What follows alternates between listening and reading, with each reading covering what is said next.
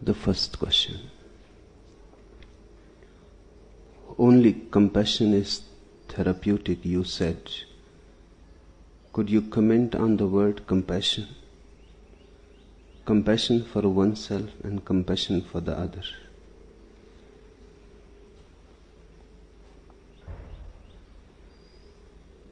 Yes, only compassion is therapeutic.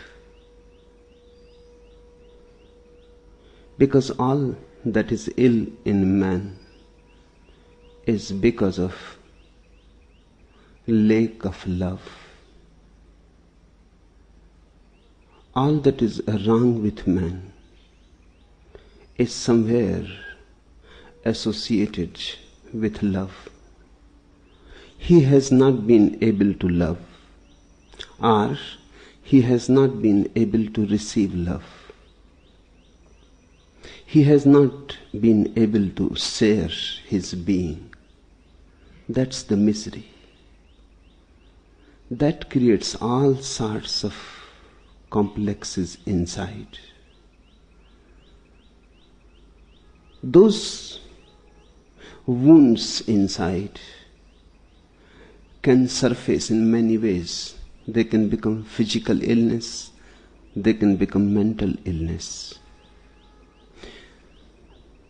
But deep down, man suffers from lack of love.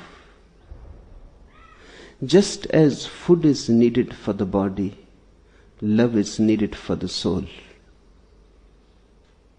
The body cannot survive without food, and the soul cannot survive without love. In fact, without love, the soul is never born, and there is no question of its survival. You simply think that you have a soul.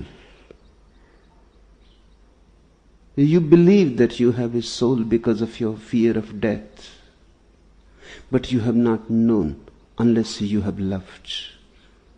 Only in love one comes to feel that one is more than the body, more than the mind. That's why I say compassion is therapeutic. What is compassion? Compassion is the purest form of love. Sex is the lowest form of love. Compassion, the highest form of love. In sex, the contact is basically physical. In compassion, the contact is basically spiritual. In love, compassion and sex both are mixed. The physical and the spiritual both are mixed. Love is midway between sex and compassion. You can call compassion prayer also. You can call compassion meditation also. The highest form of energy is compassion. The word compassion is beautiful. Half of it is passion. Somehow, passion has become so refined that it is no more like passion. It has become compassion. In sex, you use the other. You reduce the other as a means. You reduce the other as a thing. That's why in a sexual relationship, you feel guilty. That guilt has nothing to do with religious teachings. That guilt is deeper than religious teachings. In a sexual relationship, as such, you feel guilty. You feel guilty because you are reducing a human being to be a thing, to be a commodity to be used and thrown away. That's why in sex you also feel a sort of bondage. You are also being reduced to be a thing. And when you are a thing, your freedom disappears, because your freedom exists only when you are a person. The more you are a person, the more free. The more you are a thing, the less free. The furniture in your room is not free. If you leave the room locked and you come after many years, the furniture will be in the same place, in the same way. It will not arrange itself in a new way. It has no freedom. But if you leave a man in the room, you will not find him the same. Not even the next day. Not even the next moment. You cannot find the same man again. Says old Heraclitus, you cannot step in the same river twice. You cannot come across the same man again. It is impossible to meet the same man twice, because man is a river continuously flowing.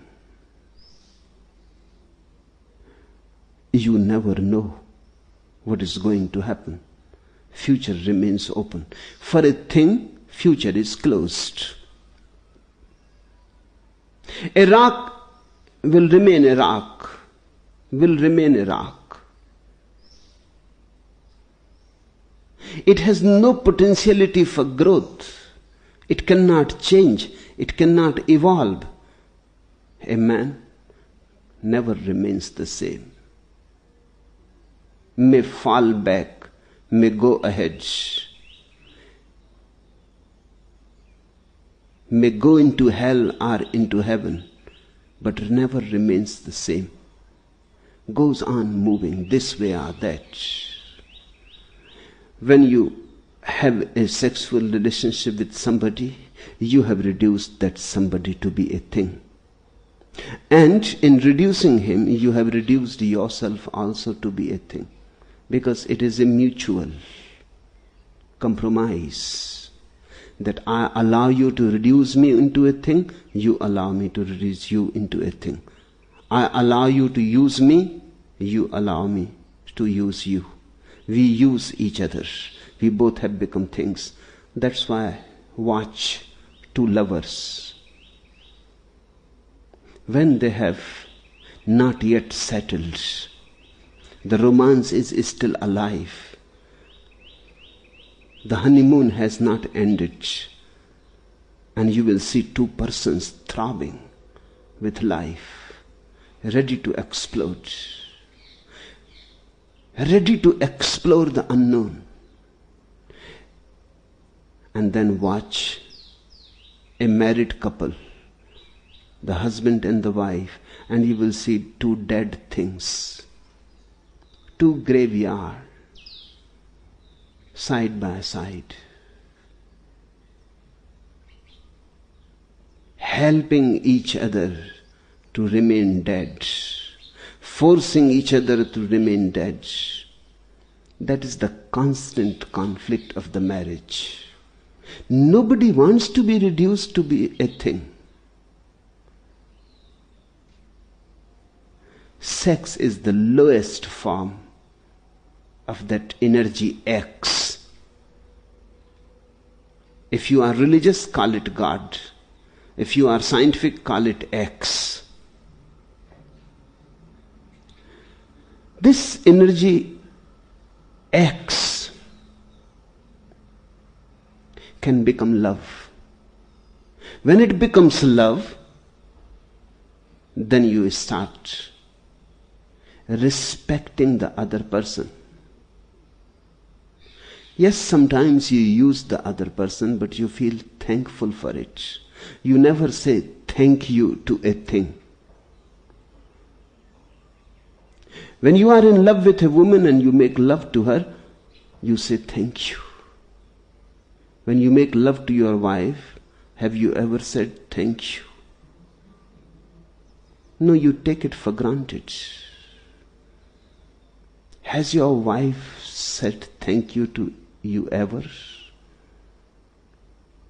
Maybe many years before, you can remember some time when you were just undecided, were just trying, courting, seducing each other, maybe.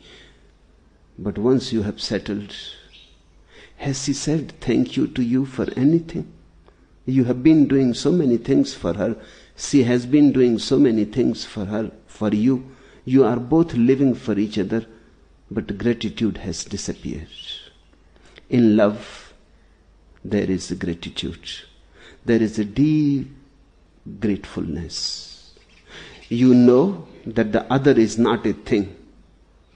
You know that the other has a grandeur, a personality, a soul, an individuality. In love, you give total freedom to the other. Of course, you give and you take. It is a give and take relationship, but with respect. In sex, it is a give and take relationship with no respect. In compassion, you simply give. There is no idea anywhere in your mind to get anything back. You simply share. Not that nothing comes. Millionfold it is returned. But that is just by the way. Just a natural consequence. There is no hankering for it. In love, if you give something, deep down you go on expecting that it should be returned. If it is not returned, you feel complaining. You may not say so, but in 1,001 ways it can be inferred that you are grumbling, that you are feeling you have been cheated. Love seems to be a subtle bargain. In compassion, you simply give. In love, you are thankful because the other has given something to you. In compassion, you are thankful because the other has taken something from you. You are thankful because the other has not rejected you. You had come with energy to give. You had come with many flowers to share, and the other allowed you. The other was receptive. You are thankful because the other was receptive. Compassion is the highest form of love. Much comes back, millionfold I say. But that is not the point. You don't hanker for it.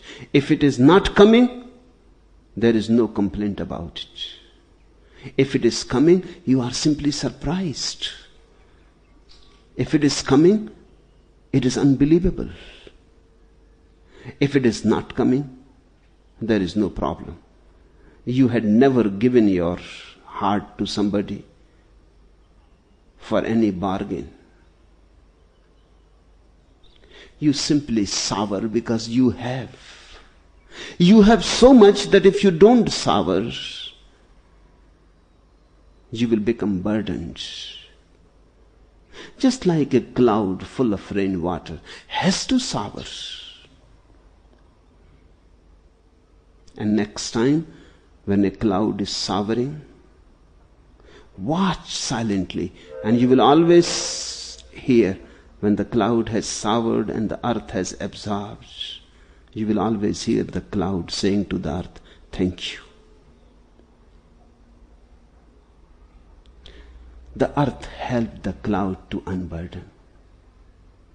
When a flower has bloomed, it has to share its fragrance to the winds. It is natural. It is not a bargain. It is not a business. It is simply natural. The flower is full of fragrance. What to do?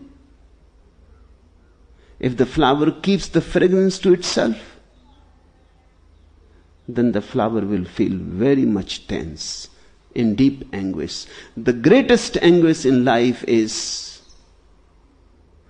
when you cannot express, when you cannot communicate, when you cannot share. The poorest man is that who has nothing to share, or who has something to share but has lost the capacity, the art of how to share it. Then a man is poor. The sexual man is very poor. The loving man is richer comparatively. The man of compassion is the richest. He is at the top of the world.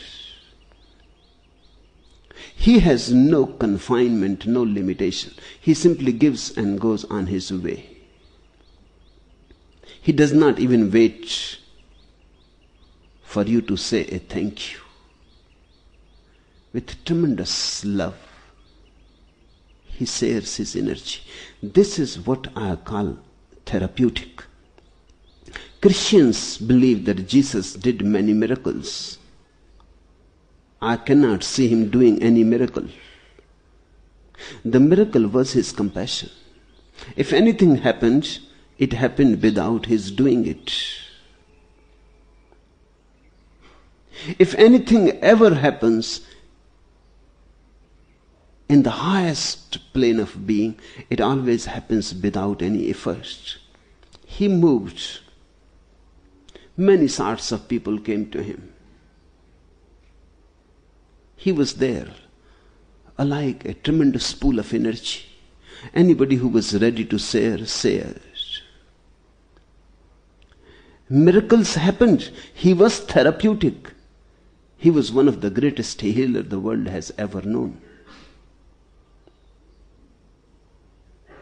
Buddha or Mahavira or Krishna, they are all great healers on different levels. Yes, you cannot find any miracle in Buddha's life of healing an ill person, or healing a blind man, or bringing a dead person to life. You will be surprised. Was Jesus' compassion more than Buddha? What happened? Why not many people were healed through Buddha's energy? No, it is not a question of more or less. Buddha's compassion functioned on a different level. He had a different type of ideas and a different type of people around him than Jesus. It always happens, almost always, I go on watching continuously. A stream of people comes to me from the West. They never ask anything about their body. They don't come to me and they don't say to me that I have a constant headache. Bhagwan, help me do something. Or my eyes are weak. Or my concentration is not good. Or my memory is being lost. No, never. But Indians come, and always something of the physical they bring. They have a upset stomach for many years. Bhagwan, do something.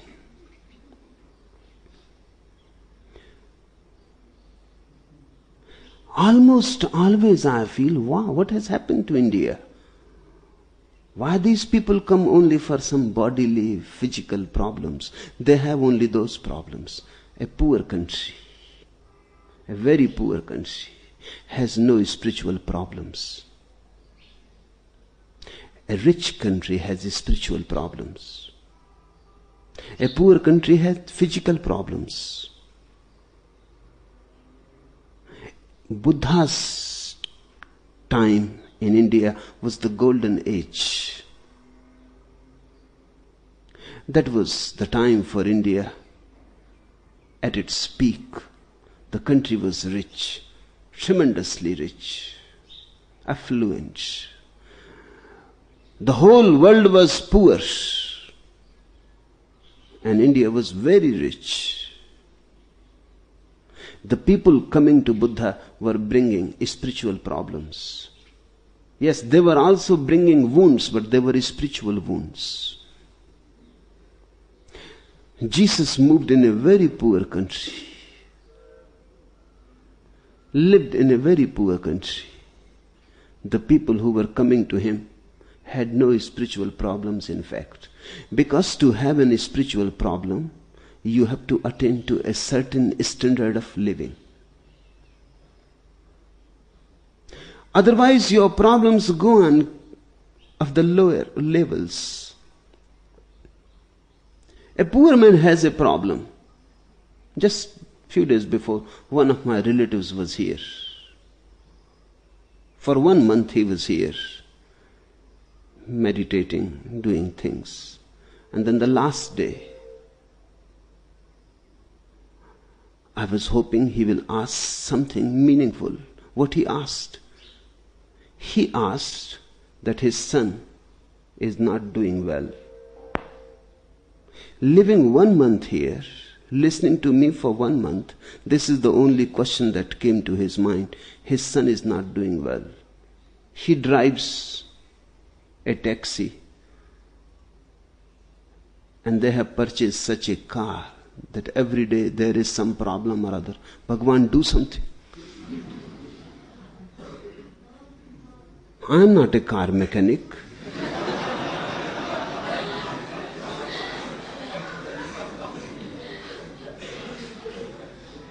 So I told him, sell that car. He said, nobody purchases it. So do something.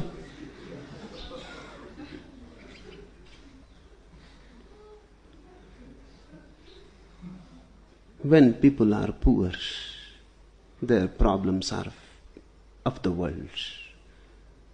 When people are rich, their problems are of a higher quality. Only an affluent country can be really spiritual. A poor country cannot be. I am not saying that a poor man cannot be. Yes, a poor man can be. Exceptions are there, but a poor country cannot be. A poor country on the whole thinks in terms of money, medicine, house, car, this and that. And it is natural, it is logical. Jesus moved in a very poor world. People were seeking their own solutions. Many were helped. Not that Jesus was helping. They were helped. And Jesus says again and again that it is your faith that has healed you. When you have faith, compassion can pour into you. When you have faith, you are open to compassion. Buddha did miracles, but those miracles are of the invisible. Mahavira did miracles, but those miracles are of the invisible. You cannot see them. Only they can be seen by the person to whom they have happened. But compassion is always therapeutic. Whatsoever your label, it helps you. Compassion is love purified. So much so that you simply give and don't ask anything in return. Buddha used to say to his disciples that after each meditation, be compassionate immediately. Because when you meditate, love grows. The heart becomes full. After each meditation, feel compassion for the whole world, so that you share your love and you release the energy into the atmosphere. and that energy can be used by others. I would also like to say that to you after each meditation. When you are celebrating, have compassion. Just feel that your energy should go and help people in whatsoever ways they need it. You just release it. You will be unburdened. You will feel very relaxed. You will feel very calm and quiet. And your vibrations that you have released will help many. End your meditations always with compassion. And compassion is unconditional. You cannot have compassion only for those who are friendly towards you, only for those who are related to you. It happened in China. When Bodhidharma went to China, a man came to him. He said, I have followed your teachings. I meditate, and then I feel compassion for the whole universe. Not only for man, but for animals, for rocks and rivers also. But there is one problem. I cannot feel compassion for my neighbor. No, it is impossible. So you please tell me, can I exclude my neighbor from my compassion?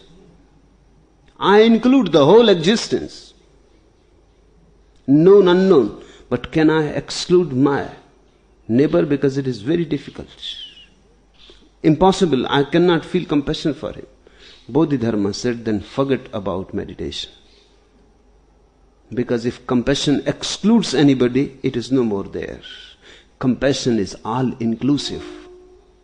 Intrinsically all-inclusive. So if you cannot feel compassion for your neighbor, then forget all about meditation. Because it has nothing to do with somebody in particular. It has something to do with your inner state. Be compassion. Unconditionally, undirected, unaddressed. Then you become a healing force into this world of misery. Jesus says, love your neighbor as thyself. Again and again. And he also says, love your enemy as thyself. And if you analyze both the sentences together, you will come to find that the neighbor and the enemy are almost always the same person.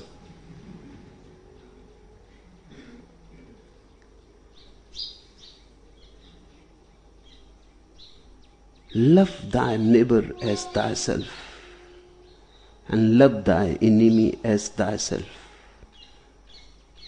What he means, he simply means, don't have any barriers for your compassion, for your love. As you love yourself, love the whole existence. Because in the ultimate analysis, the whole existence is yourself. It is you, reflected in many mirrors. It is you. It is not separate from you. Your neighbor is just a form of you. Your enemy is also a form of you. Whosoever you come across yourself.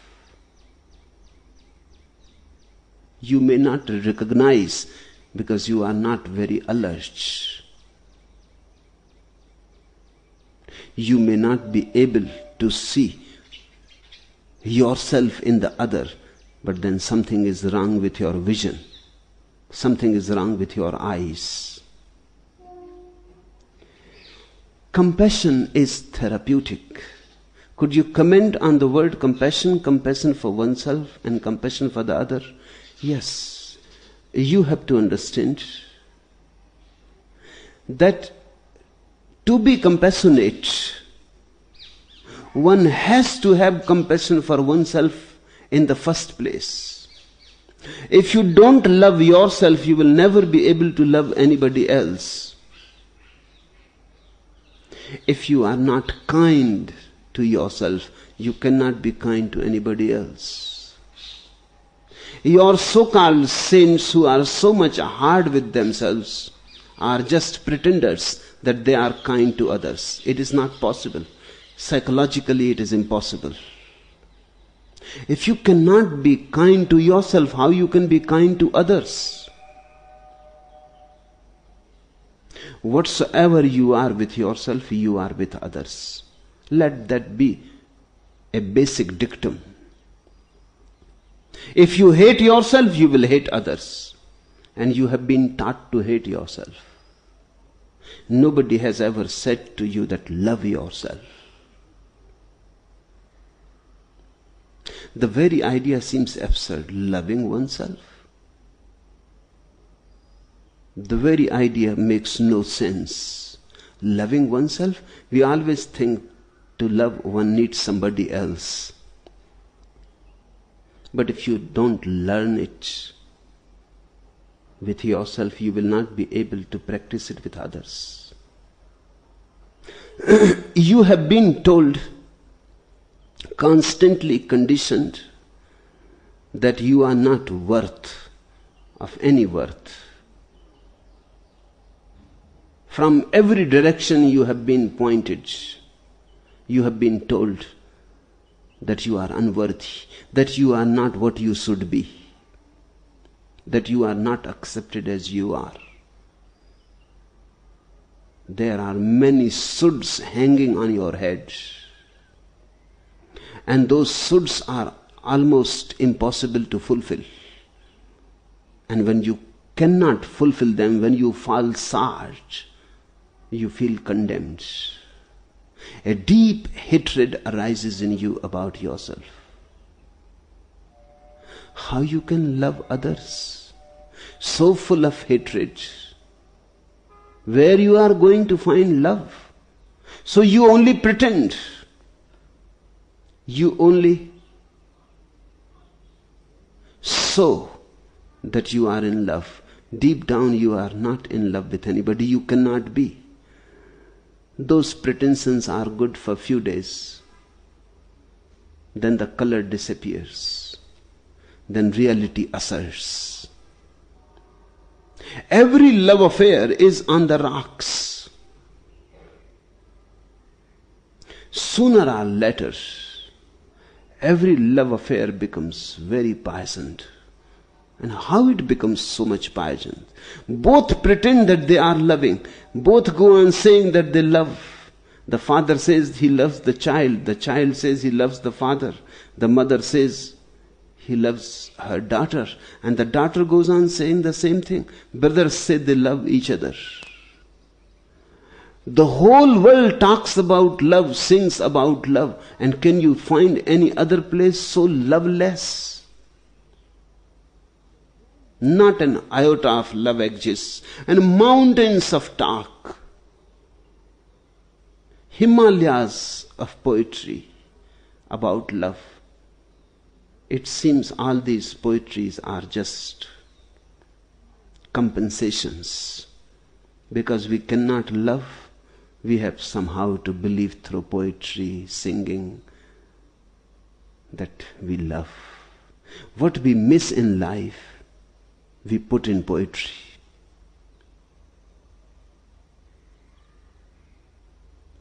What we go on missing in life, we put in the film, in the novel.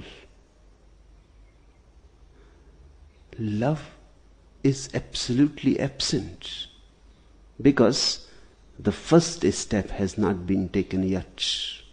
The first step is accept yourself as you are. Drop all shoulds. Don't carry any art on your heart. You are not to be somebody else. You are not expected to do something which doesn't belong to you. You are just to be yourself. Relax and just be yourself. Be respectful to your individuality. And have the courage to sign your own signature. Don't go on copying other signatures.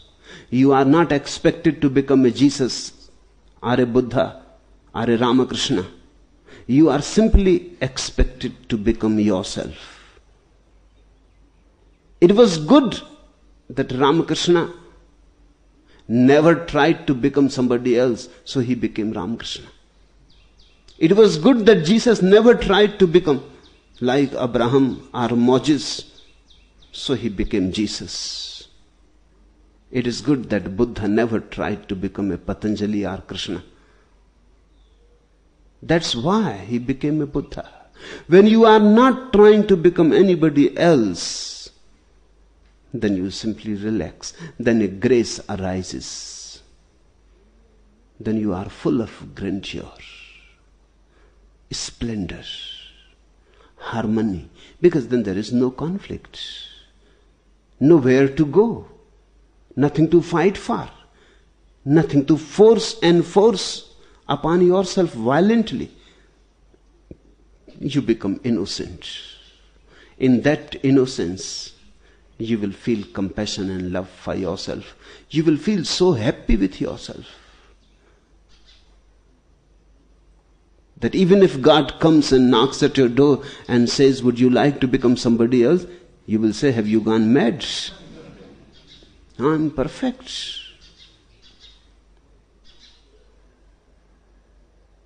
Thank you, but never try anything like that. I am perfect as I am. The moment you can say to God, I am perfect as I am happy as I am. This is what in the East we call Shraddha, trust. Then you have accepted yourself, and in accepting yourself, you have accepted your Creator. Denying yourself, you deny your Creator. If you go and see a painting of Picasso and you say this is wrong and that is wrong and this color should have been this way, you are denying Picasso.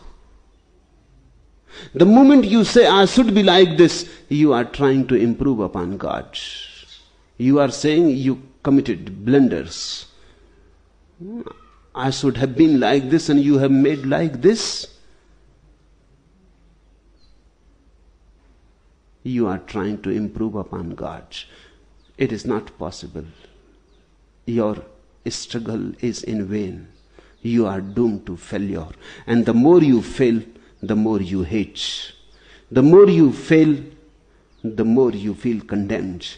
The more you fail, the more you feel yourself impotent. And out of this hatred, impotency, how can compassion arise? Compassion arises when you are perfectly grounded in your being. You say, yes, this is the way I am. You have no ideals to fulfill. And immediately fulfillment starts happening. The roses bloom so beautifully because they are not trying to become lotuses. And the lotuses bloom so beautifully because they have not heard the legends about other flowers. Everything in nature goes so beautifully in accord because nobody is trying to compete with anybody. Nobody is trying to become anybody else. Everything is the way it is. Just see the point. Just be yourself and remember you cannot be anything else whatsoever you do. All effort is futile. You have to be just yourself. There are only two ways. One is rejecting, you can remain the same. Condemning, you can remain the same. Or accepting, surrendering, enjoying, delighting, you can be the same. Your attitude can be different, but you are going to remain the way you are, the person you are. Once you accept, compassion arises. And then you start accepting others. Have you watched it? It is very difficult to live with a saint. Very difficult. You can live with his sinner. You cannot live with his saint, because the saint will be condemning you continuously by his gesture, by his eyes, the way he will look at you, the way he will talk at you. A saint never talks with you, he talks at you. He never just looks at you.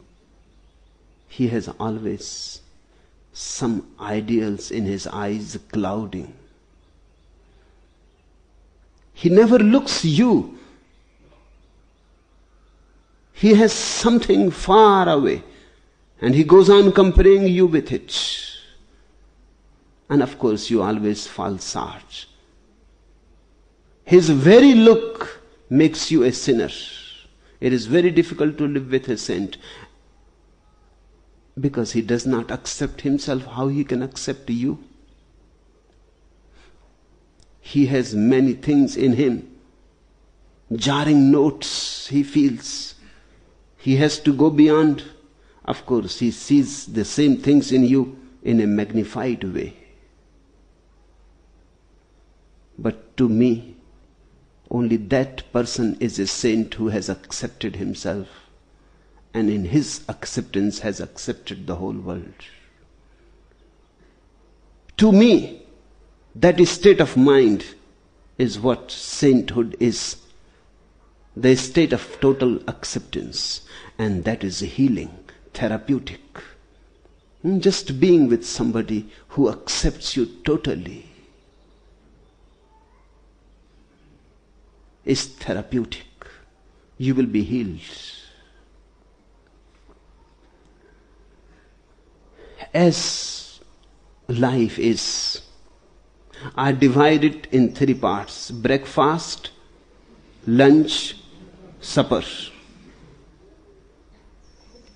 The childhood is the breakfast time. And as it happens, if you have not been given your breakfast today, you will feel very, very hungry, out of proportions, at the lunch time. And if you have missed the lunch also, then of course at supper you will be almost mad. Love is food. That's why I divide life in 3. Breakfast, lunch, supper. Love is food, food for the soul. When a child, for the first time, sucks at his mother's breast, he is sucking 2 things, not only milk. Milk is going into his body and love is going into his soul. Love is invisible, just as soul is invisible. Milk is visible, just as body is visible. If you have eyes to see, you can see from the mother's breast 2 things together dripping into the child's being. Milk is just the visible part of love. Love is the invisible part of milk. The warmth, the love, the compassion, the blessing.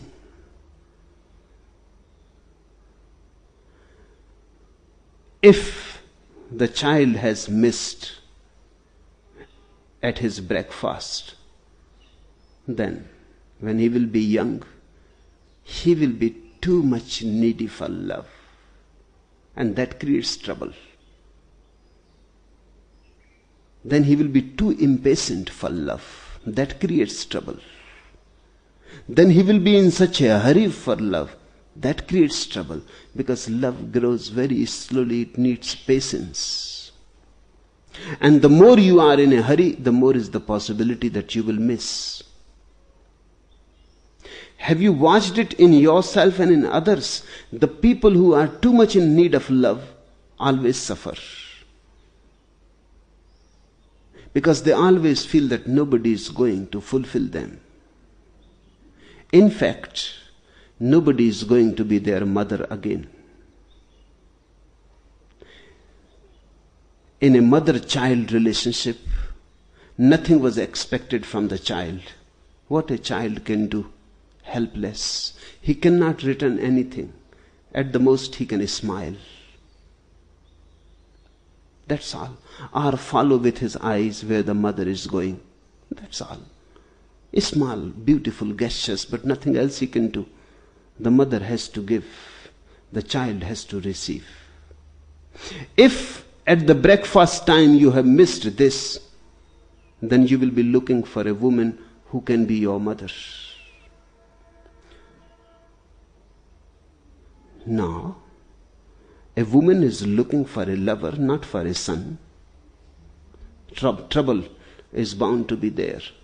Unless by chance, by accident, you can find some woman who is looking for a son, then things will settle. Then two illnesses will fit together. It always happens. A pessimist always finds an optimist to fit. A sadist always finds a masochist to fit. A dominating person always finds one who is in need of being dominated, then they fit. You cannot find two masochists living together. Never. I have watched thousands of couples. Up to now, I have not been able to come to a single couple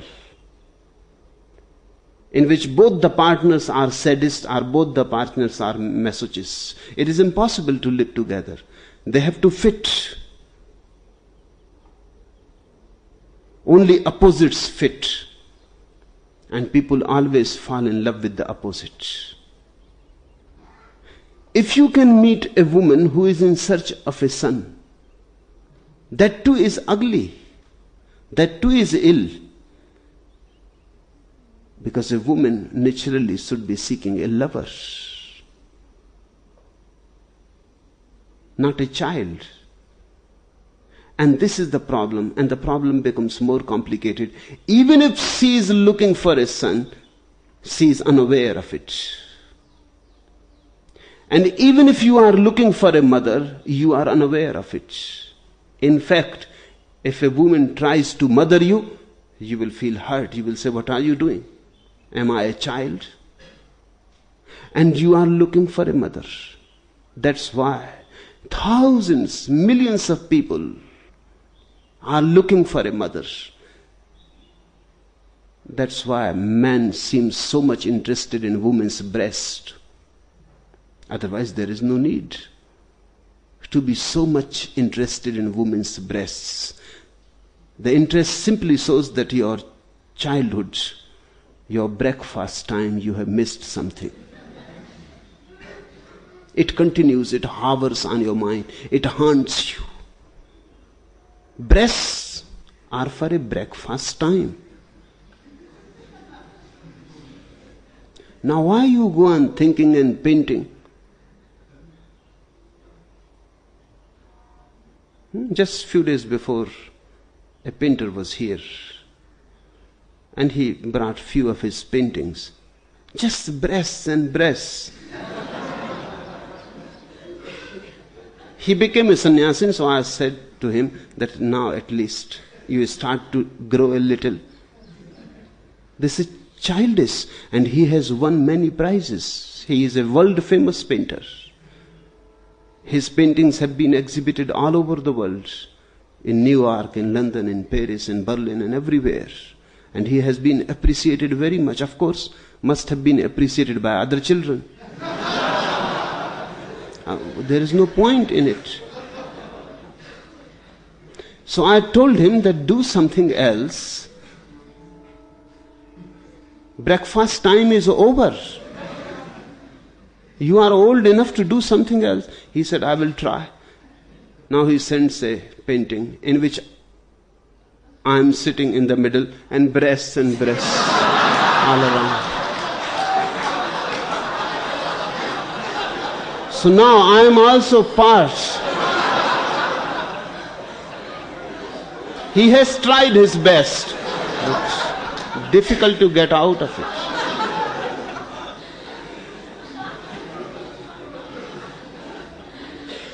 Watch deep down, because it is nothing your responsibility, it is nothing to do with you. You cannot change your mother now. It happens as it happens, but you can become conscious. You can become conscious of all these things inside. And by becoming conscious, a miracle happens. If you become conscious of these things, they start dropping. They can cling to you only in deep unconsciousness.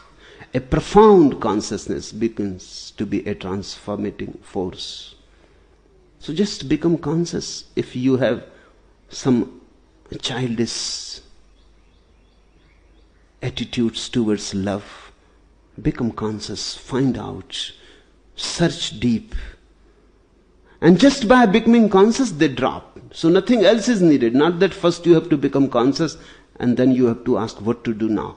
The moment you become conscious, they disappear. Because by becoming conscious, you are becoming adult. A child is not conscious. A child lives in a deep unconsciousness. By becoming conscious, you are becoming adult, mature. So all that was clinging to your unconsciousness will disappear. Just as you bring light in a room and the darkness disappears. Bring consciousness deep in your heart. Then there are people who miss their lunch also. Then in their old age, they become what you call dirty old people. Then in your old age, they continuously think of sex and nothing else. They may not talk about sex in a direct way. They may start talking against sex, but they will talk about sex. Their being against makes no difference. You go and listen to the so-called saints in India, and you will always find them continuously talking against sex and praising brahmacharya. These people have even missed their lunch. Now supper time has come and they are mad. Now they know the death is coming any moment. And when death is approaching near and time is disappearing from their hands, if they become neurotic, it seems natural. These neurotic people have stories in the old scriptures that when they meditate, apsaras, beautiful women from heaven descend. Naked they dance around them. Why they should do such a thing? Who is bothered about an old man sitting in the Himalayas meditating? Who is bothered?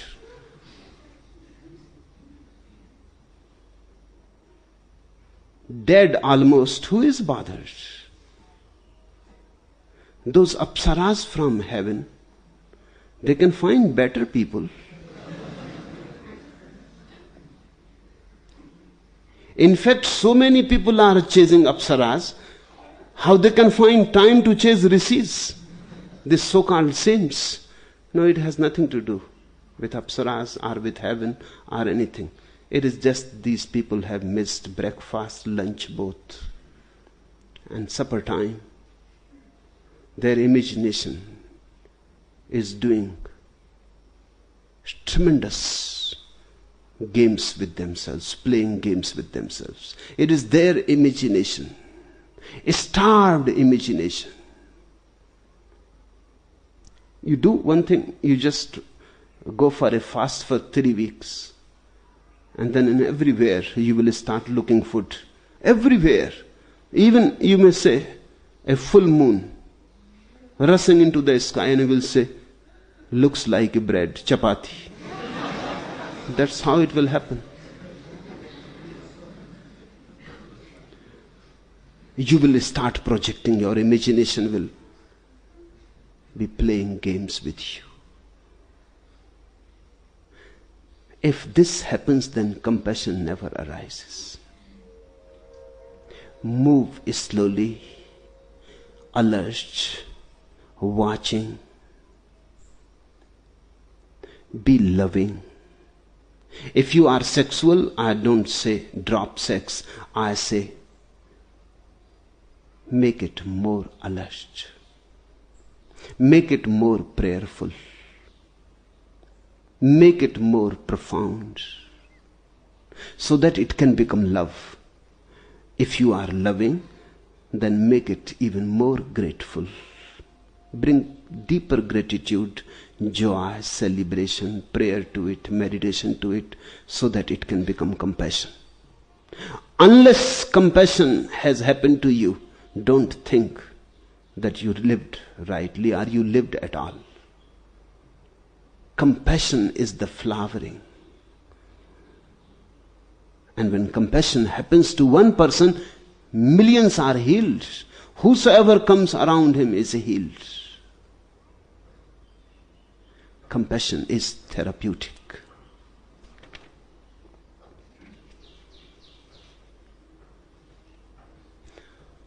The second question, each center opening brings a different jewel. Kundalini, balance, love, expression, a diamond mind. This is the dilemma. Which to choose? You say choicelessness is bliss, but society rewards specialists.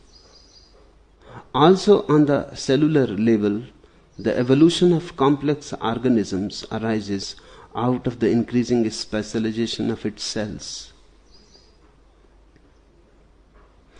Yes, my emphasis is not to choose. Be choiceless. Because if you choose, you become narrow. Every choice narrows you down. Every choice says that now I will have a window to the sky, not the whole sky. Why? Why have a frame to the sky? The sky is frameless. When you stand on a window and look into the sky, you have falsified the sky. Because your window frame looks as if it is framed on the sky. Then you have only a limited vision, narrow. Why be poor? Why not come out of the house and see the sky as it is? Infinite.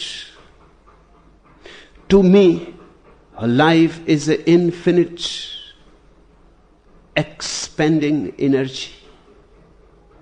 Don't make any choice. That's why I don't put sannyas against the world. I say be a sannyasin and be in the world.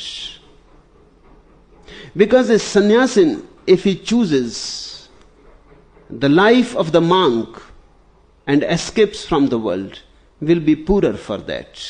Because the world has many things to give to you. It is a tremendously beautiful device of God to help you grow, to give you challenges, to give you new adventures, to give you opportunities to test yourself, your awareness, your being. If you escape from the world, you will be escaping from all these opportunities. Sitting in a cave in the Himalayas, you will be very poor.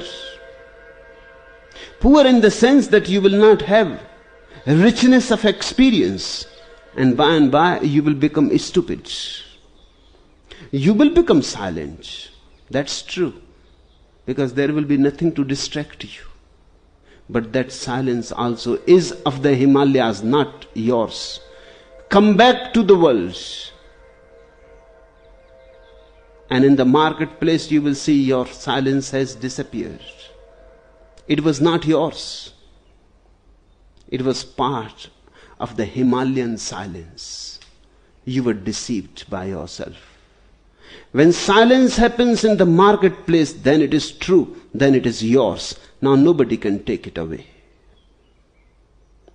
Now no distraction can be a distraction to you. You can remain anywhere. Whatsoever the situation, your silence will remain there as a deep substratum to your being. It is inner. So I don't say leave the world. I say be in the world and yet be beyond it. So that you can have both the experiences of the sansari, the worldly, and the sannyasi, the otherworldly. When both are possible, why choose? Make life as bigger as possible.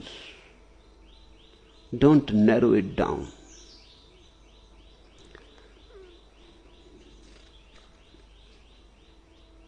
Each center opening brings a different jewel. The dilemma is which to choose. No need to choose any center. All the centers, all the 7 chakras of the body has to function well. All the centers of the body has to function in a unity, in an organic unity. From sex to sahasrara, from the 1st to the 7th, they should vibrate like an orchestra. You can choose one center. That's what people have done. Some people have chosen the sex center. They remain around and around. They go. They move in a circle. Their whole life remains just a process of sexuality. Very poor. I don't call them sinners. I simply call them very poor people. And poor by their own choice. When more was possible, it is as if you have got an aeroplane and you ache bullocks to it and use it as a bullock cart. You are poor, not a sinner. You are simply foolish, stupid. Or you can use the aeroplane like a truck, like a bus. A little better than the bullock cart, but still you are foolish. Such a costly vehicle, and you are using as a bus. A vehicle that can fly into the skies. You are using it as a truck on the roads. That's what is happening. You have a beautiful orchestra within you. The full range, all the colors, all the notes, all that is possible within you. But you cling to one center, the sex. Somebody clings to some other center. Somebody to some other. And then there are people who think, leave all this, and we should just remain in the Agya Chakra, in the third eye center. That too is narrowing down your being. Better than being a bullock cart, but still you are a truck on the roads. Then there are few who thinks they have to use only the Sahasrara against all the 6. Then again, you are confining your being. Then you have an aeroplane, but you never get down on the earth. You are going to have a big accident sooner or later. Because sooner or later, gas will be finished, the petrol will not be there. Flying continuously is dangerous. Sometimes come back to the earth, down to earth. Refill the petrol. Rest, relax. Get ready to fly again. That's the way. And the earth is beautiful as much as the sky. The stars are beautiful. But have you watched sitting in an aeroplane? You cannot look long enough in the sky. It is boring. It is beautiful, but it is monotonous. People start falling asleep sooner or later. They look outside the window for a little while and then they feel bored. It is monotonous. Earth is tremendously beautiful, never monotonous. So many flowers, so many trees, so many birds, so many people. My emphasis is that live in all the 7 centers together. Never lose contact from the lowest, and never avoid to fly with the highest. Use all the centers. Then your wings will be in the sky and your roots will be in the earth. And a perfect man is a meeting of heaven and earth. That's what Taoists say. A meeting of heaven and earth. That's what a perfect man is. Meeting of the physical and the spiritual. Meeting of the body and the soul. Meeting of the world and renunciation. Meeting of prose and poetry.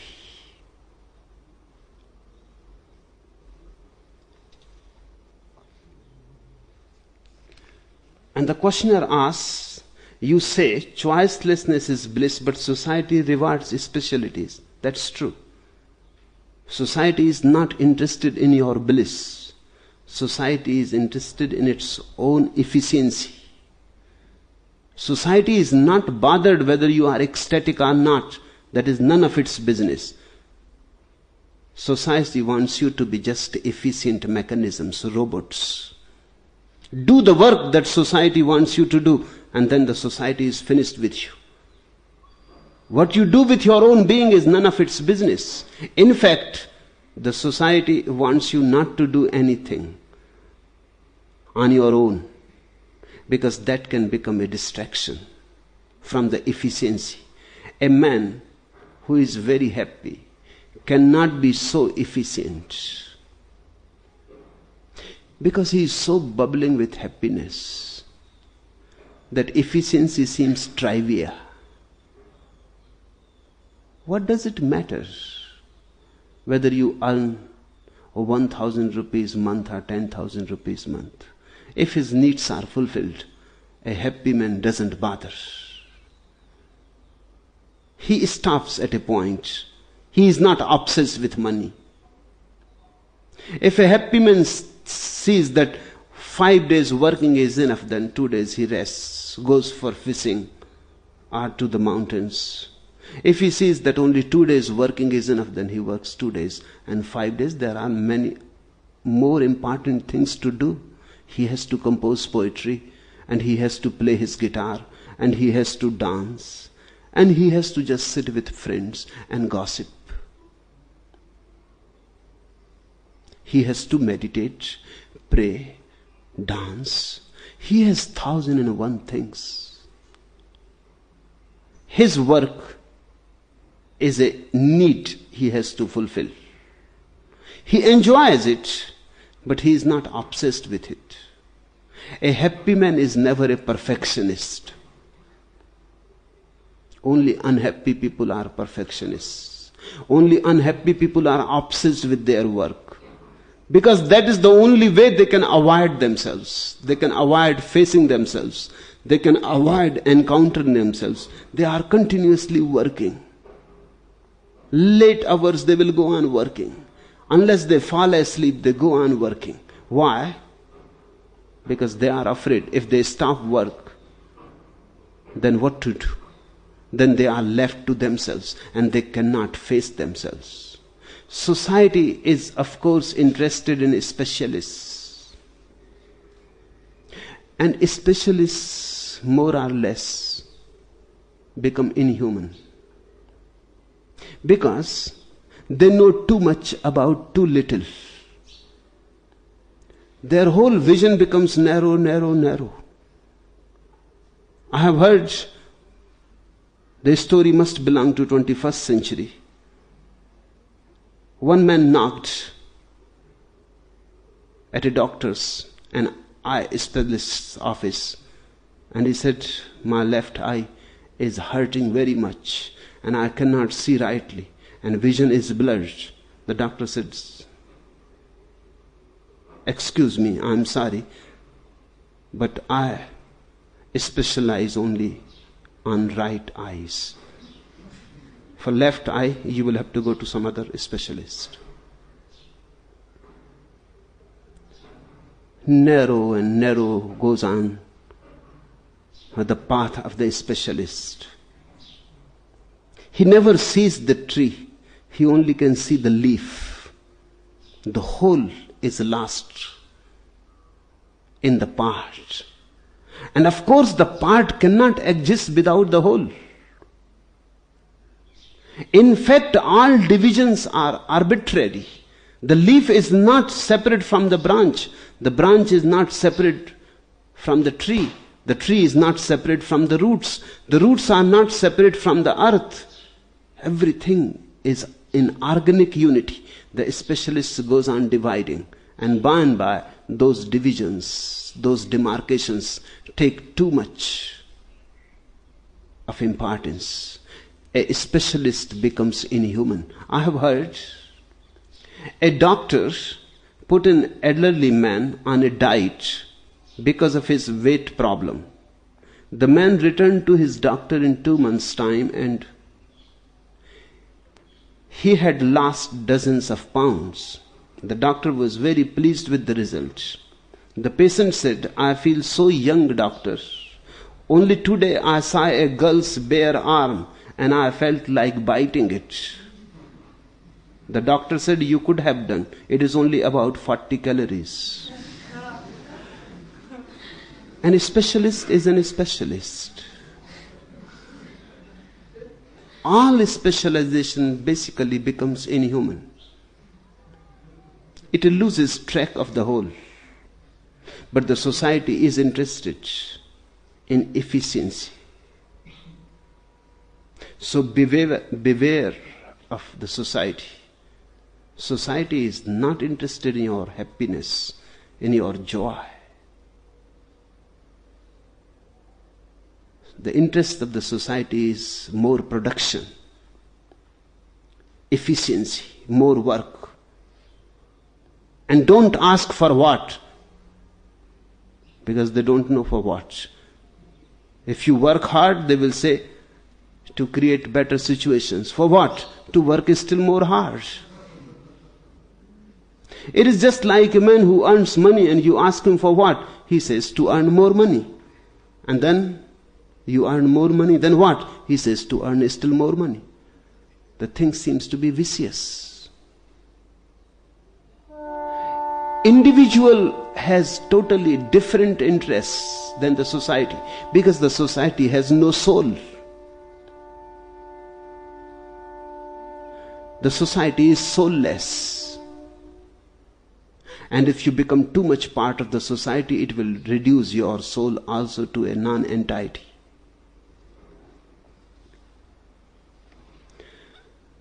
Beware before you have lost your whole opportunity. Don't be a slave.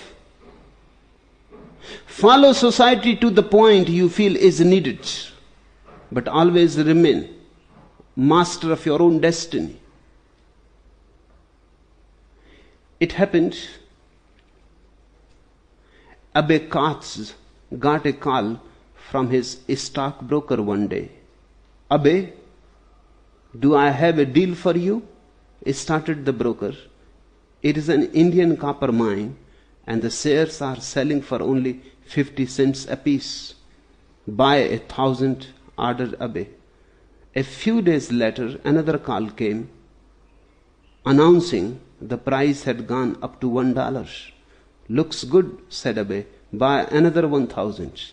A week went by before the broker was heard from. Well, Abbe, I'm sorry to tell you, the stocks are down to 25 cents. What to do? Sell, barked Abbe. To whom? answered the broker. It is easy to purchase. It is difficult to sell. It is easy to become part of the society and get into the rut. It is difficult to get out of it. And once you are in the rut, you start becoming afraid. What will happen if you get out of it? You will lose money, you will do this, you will lose that. But you are losing your life all the time. Life should be the supreme value. Nothing should be put above life. I call a man religious who puts life as the supreme value and sacrifices everything to life and never sacrifices his life to anything. Even if your country says that country is in difficulty, sacrifice your life, become a martyr, don't be foolish. Life is the supreme value. No country has any right to sacrifice a single life. It is your life and it is only yours. If your religion says you are a Mohammedan and says fight Hindus and sacrifice your life, or you are a Hindu and Hinduism says go and fight and kill the Mohammedans, even if you are killed, don't be worried, in heaven you will be paid well. Don't listen to all that nonsense. Enough is enough. Much has happened on the earth, much suffering because of these people. Never sacrifice your life for anything. Sacrifice everything for life. Life is the ultimate goal. Greater than any country, greater than any religion, greater than any God, greater than any scripture. But nobody is going to say you that. No leader is going to say you that. Because then their whole business is gone. No priest is going to say you that. Because then the whole business is gone. That's why politicians and priests are very against me.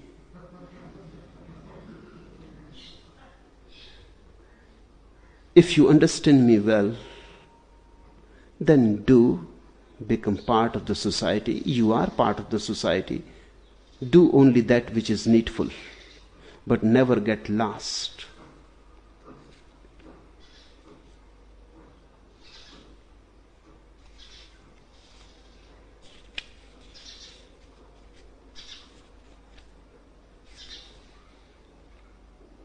The fourth question, how can I tell the difference between no doing and being lazy? And if floating, how to make decisions? It is not difficult. Both have different tastes and very clear cut, very distinct. When you are lazy, it is a negative taste. You simply feel you have no energy. You simply feel dull. You simply feel sleepy. You simply feel dead. When you are in a state of non-doing, then you are full of energy. It is a very positive taste. You have full energy, overflowing.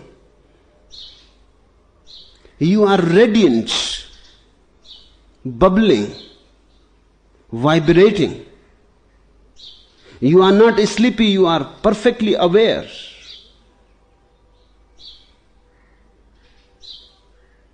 You are not dead. You are tremendously alive. So there is not a problem. You can just check in. And always continue to check. There is a possibility the mind can deceive you. It can rationalize laziness as non-doing. It can say, I have become a Zen master. I believe in Tao. But you are not deceiving anybody else. You will be deceiving only you. So be alert. When you are lazy, you will know it certainly. It is like a headache. How do you know when you have headache and when you don't have? You will say you simply know. It is self-evident. In the same way, it is self-evident. If you are lazy, you will feel sleepy, in a stupor. No energy to do anything. No energy to be creative. No energy to go anywhere. Remember, no energy is the basic taste. When you are in a non-doing state, so full of energy that you want to go somewhere but nowhere to go. The difference is not no energy but nowhere to go. You are so radiant, but what to do? You are sitting there overflowing. The energy goes on welling up and goes on cleansing you as if you are under a shower of energy. Fresh. You have taken a bath just now. Sharp, intelligent, aware. The test will tell you. The taste will show. And the taste is so clear-cut and distinct that there is no question of confusion.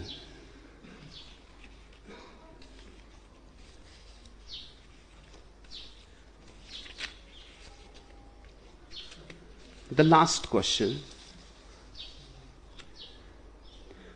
Through your lecture, you have often undertaken to comparative studies of different enlightened persons or incarnations. Of course, that of their personalities. How are you going to study the personalities of the two living enlightened persons, Rajneesh and Krishnamurti? Don't waste your time on these people. They exist not. Enough for today.